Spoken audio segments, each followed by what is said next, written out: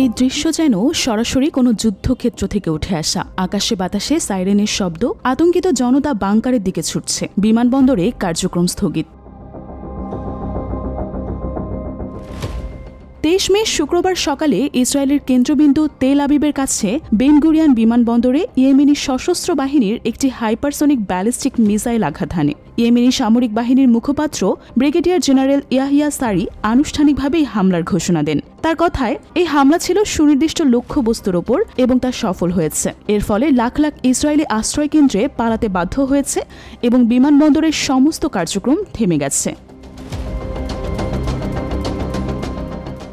কিন্তু কেনই হামলা? ব্রিগেডিয়ার সারি স্পষ্ট করে দিয়েছেন, এটি ছিল গাজায় ইসরায়েলের আগ্রাসনের জবাবে প্রতিশোধমূলক ও প্রতিরোধধর্মী হামলার ধারাবাহিকতা। তিনি বলেন, আমাদের হামলা থামবে না, বরং আরও তীব্রতর হবে যতদিন না গাজায় ইসরায়েলি আগ্রাসন বন্ধ হচ্ছে এবং অবরোধ তুলে নেওয়া হচ্ছে।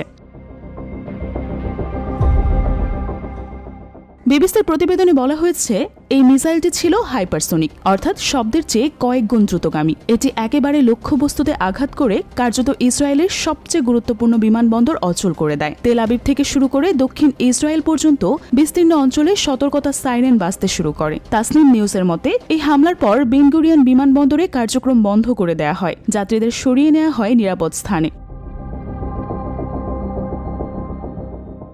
ব্রিগেডিয়ার সারি আরও বলেন, এই জাতিগুলোর নীরবতা এই উম্মাকে কলঙ্কিত করছে। গাজার প্রতিদিনকার হত্যাযজ্ঞের বিরুদ্ধে মুসলিম বিশ্ব যদি এখনও না জাগে, তাহলে ভবিষ্যতে তারা আরও দুর্বল হয়ে পড়বে।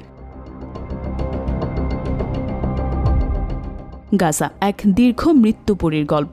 ইসরায়েলের এই তথাকথিত আত্মরক্ষামূলক এক দীর্ঘদিন ধরে চলমান গণহত্যা। গাজার স্বাস্থ্য মন্ত্রণালয়ের তথ্য মতে এখন পর্যন্ত 53,762 জন ফিলিস্তিন নিহত হয়েছেন এবং আহত হয়েছেন 1,22,197 জন। সরকার ঘোষিত মিডিয়া অফিস বলছে, ধ্বংসস্তূপের নিচে এখনও হাজার হাজার মানুষ চাপা পড়ে আছেন এবং প্রকৃত মৃতের সংখ্যা ইতোমধ্যেই 61,700 জন ছাড়িয়েছে।